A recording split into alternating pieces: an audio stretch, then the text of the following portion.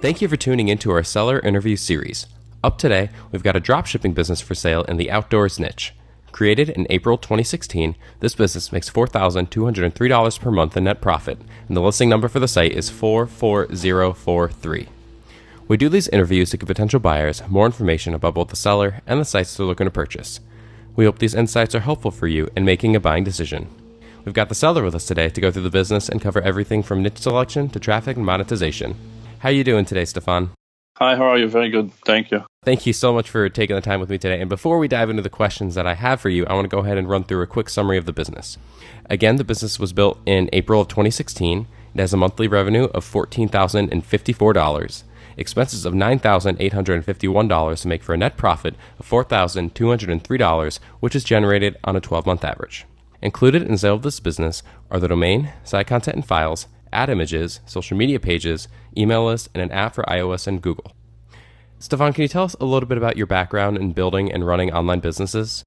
Yeah, well, basically, that's my first online business. I used to be in the restaurant business before. And the way I came up to this is I used to live in the Philippines, actually.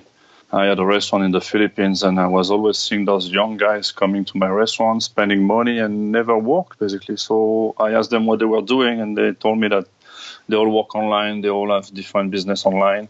And that's when I started to research. And when I came back to the US, basically, I put my feet into it. And I did a couple of things first that didn't really work for me. And when I started to do dropshipping, it works out, basically. So that was the first one that I did. And it worked almost right away. It took a little bit to take off, but it was an easy process enough for me to take on. And that's how I started, basically, in April last year, in 2016.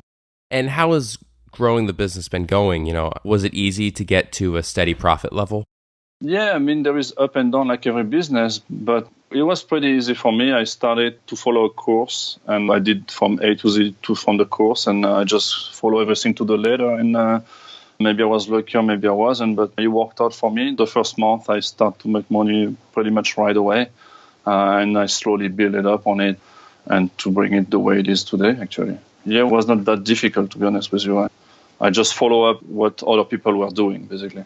So with where it's at today, how much time are you actively putting into the business, week to week for maintenance? Right now, myself, I put about between 1 and 2 hours a day just to check on everything. It's my first online business, so I like to make sure everything is going properly. So I take about 1 to 2 hours a day to go over everything that's done by my VA. And I mainly do the Facebook advertising. That's what takes my time. I don't put much more into it. Basically, the time is spent on checking up what other people are doing, basically. What my VA is doing, basically. That's what I do. And I focus my time on the marketing using Facebook, basically. So if it's not taking very much time and you've grown the business successfully, I mean, you're making a net profit of $4,200 a month over the last year on average. So why are you selling the business? Well, I'm selling it because I'm not focused onto it. And the main reason I'm selling is because I'm doing another venture right now. I'm in life insurance, actually, and I'm opening a new office in a different city. I now live in New York City, and I'm opening that in Philadelphia. So there is like about 2 hour travel time to going there. I'm keeping the office here in New York and opening a new one over there. So it takes most of the time, and mainly most of my thinking goes to the insurance business. I'm not focused enough on that particular website because I have so many things going on in my head right now to opening the new office. I also need funds to properly open the office. There is a lease to pay. There is furniture to be bought in. There is a lot of things going on with a brick and mortar business, actually. So that's the main reason for not really time. I mean, yeah, of course, it's going to free up some time, but more space in my brain, I would say, space in my head to think about the life insurance business and as well as funds to fund it, basically. So what exactly is the VA handling? My VA does pretty much customer support. So anything that's on customer support, being by email or by the Facebook page that we have. She also does product research. We add a certain amount of product every week. She placed the order for me. I double-check those orders. At some point, she was also doing the template for the email marketing. which, like I said, I double check everything. So she make the template, I double check it, and I send the email myself. And the customer service basically takes a lot of time answering comments on Facebook, monitoring the page on Facebook, basically. So that's what she does mainly. Is she willing to continue working with the business when a new owner takes over? Yeah, I mean, that I haven't talked to her about that, but that's probably something that can be done, definitely, yeah. So how exactly is the Facebook marketing going? Is that where most of your traffic is coming from? Yes, I would say all the pay marketing come from Facebook. There is also some free traffic that come up and some Instagram as well. But the paid traffic is mostly to Facebook. And you also have an email list associated with the business that has about 15,000 subscribers. Yes. Have you utilized that list for email marketing purposes? Yeah, I started collecting email when I opened the site almost right away on April 2017. But I only started to send email in February of this year of 2017. Because I set it up, but I didn't know how to do it. So I wasn't sending email at the beginning. But since I did some research and see how to do it properly, now I've been sending email once a week to the list in 3 different parts. So meaning I send them 1 email a week to the entire list. The second email goes to everyone that didn't open the first one. And the third one will go to everyone that didn't click on any of the 2 previous emails, basically. So I don't overwhelm the list. I just send them once a week, kind of, basically. If you see the email the first time you click on it, that's it. You're not going to receive another one. But yeah, no, I've sent an email every week, basically, and it works pretty well, actually.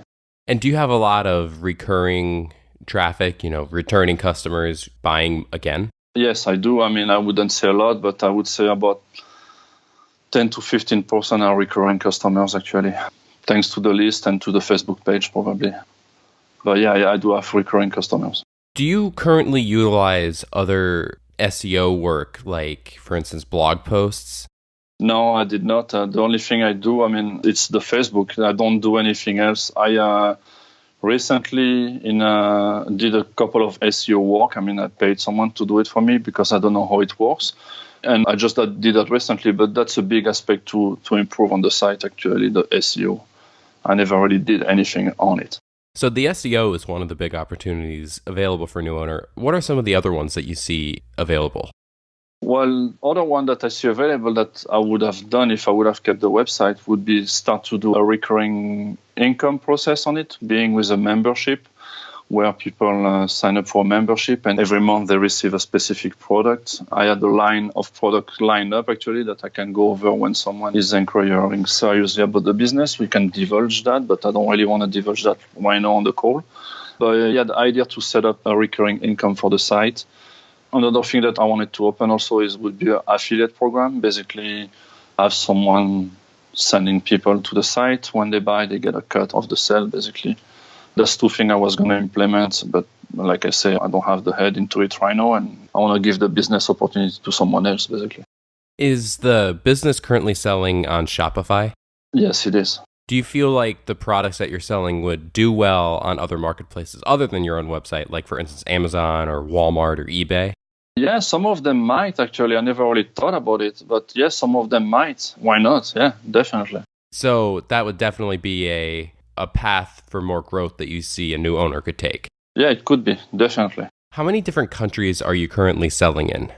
I sell worldwide, actually. So mainly Europe, South America, USA and Canada, Australia, a little Asia, and just a touch in Africa. Lately, I've been basically focusing on Africa because the delivery takes a little too long and it's not reliable once it arrives in any African countries, basically. Except Middle East is fine, but everywhere else is a little troublesome.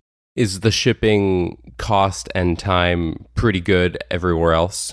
Yeah, the shipping cost is pretty much very, very low. That's never a problem. The shipping time everywhere else is very good as well.